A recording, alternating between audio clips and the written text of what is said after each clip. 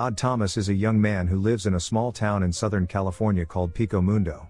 His morning of August 14th begins with him coming out of his apartment and meeting the ghost of a teenage girl named Penny Callisto, who silently leads him to a street where Harlow Landerson rolls his SS Chevelle convertible beside Odd and says hello. Odd immediately pulls the keys out of the ignition and accuses Harlow of raping and murdering Penny. Harlow and Odd have a fist fight and Odd knocks Harlow unconscious. Odd waits on the scene as the police arrive and arrest Harlow for Penny's murder.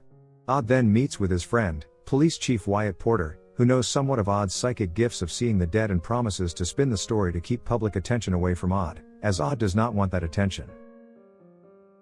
In further voiceover, Odd explains that his mother also had the gift of seeing the dead, but her visions made her more hysterical as she tried to confide in her husband, Odd's father, about seeing ghosts, which resulted in her being committed to a mental hospital for the rest of her life.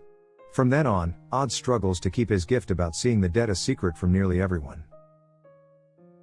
On his way home, Odd encounters a group of faceless people wearing red and black bowling shirts who cry out to him to save them.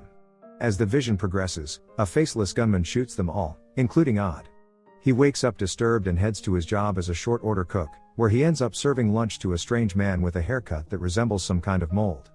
But more disturbing is his entourage of dozens of bodies, a horde of invisible, except to Odd, creatures that feed on evil and carnage. After his shift, Odd speaks to Viola Peabody, who works at the diner with him. She recounts a strange dream in which she saw herself shot dead by another man.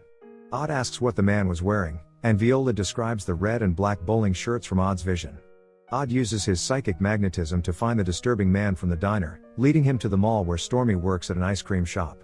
He then borrows Stormy's scooter to follow Fungus Man home, breaking into the house after he leaves. Odd finds an ashtray with several brands of cigarette butts in it, revealing that Fungus Man has friends. He also learns that the man's real name is Bob Robertson, leading to his and Stormy's referring to him as Fungus Bob. Odd finds files containing clippings about various mass murderers, arranged by name.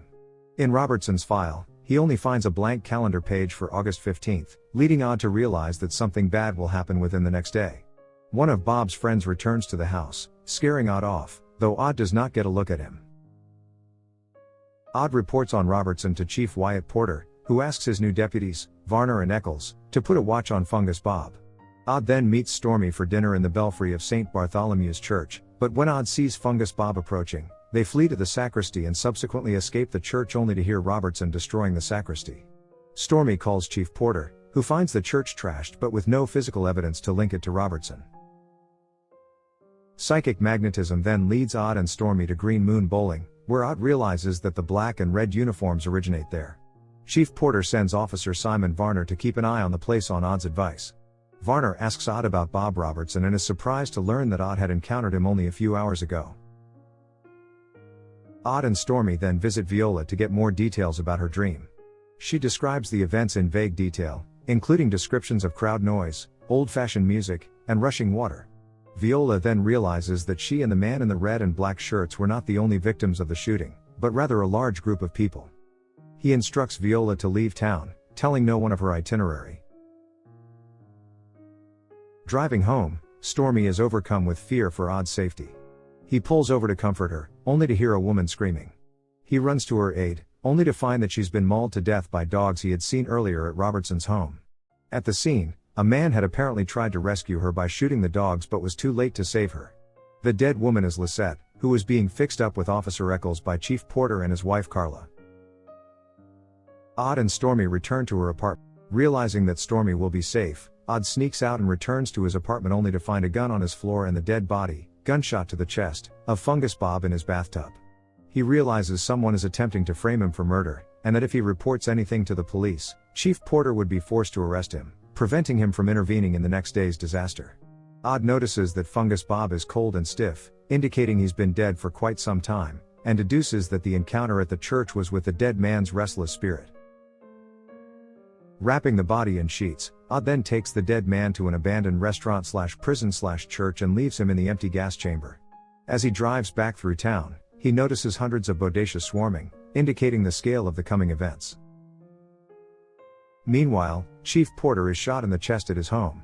Odd rushes to the hospital, where he discovers that a gift he had given the chief, a steel medallion made by Ozzy, has saved his life, though his condition is still serious. Odd then returns to Fungus Bob's home and finds evidence for the purchase of a moving van and improvised explosives, as well as websites for Satanism. He also encounters the angry lingering spirit of Robertson, who goes into poltergeist mode, destroying the house as Odd escapes. Fearing he's missed an important detail, Odd is drawn to investigate the bullet wound in Fungus Bob's chest, where he finds a tattoo reading Pod. He makes the connection to Officer Varner and realizes that Pod is the initial for Prince of Darkness. Odd realizes that his discovery of Robertson had led to his co-conspirators eliminating him.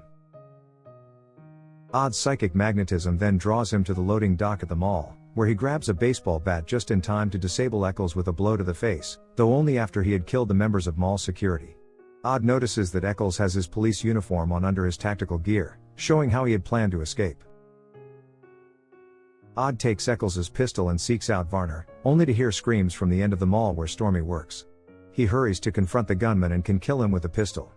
He fears for Stormy's safety but sees her emerge from behind the counter at the ice cream shop, only to then realize the trouble isn't over when the lingering spirit of Lisette appears and directs him back to the loading dock. Odd removes the gunman's mask and recognizes the man as the one who had killed the dogs earlier and who had initially frightened him off from Robertson's house. Realizing Varner is still on the loose, Odd rushes to the loading dock where he discovers a moving van packed with explosives. The plan had been to herd people to that end of the mall and then detonate the explosives, killing hundreds. As he investigates the bombs, Odd is shot by Officer Varner but manages to start the van and drive it away from the mall.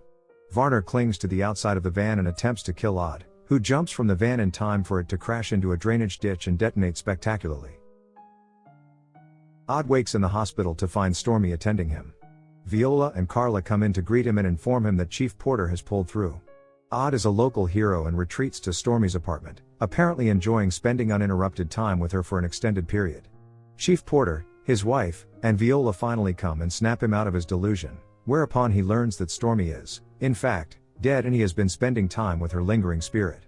He breaks down, and Porter, realizing that Stormy is staying in this world only for Odd, admonishes him to let her go. Odd bids her a tearful farewell, promising her that they'll be reunited one day. In the final scene, Odd then sets off for Las Vegas, where he realizes he has a lot of work to do before he can be worthy of going on to the next life with Stormy.